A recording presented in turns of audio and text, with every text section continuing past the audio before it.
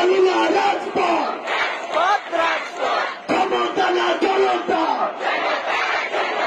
দিয়েছি তো রক্ত,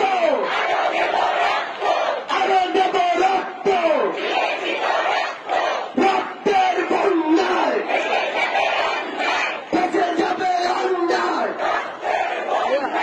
আমার যদি প্রয়োজন হয় আবার রক্ত দিতে প্রস্তুত, এবং সেই রক্তে আমরা সকল অন্যায়কে আবার ভাসিয়ে দিই। সবাইকে ধন্যবাদ।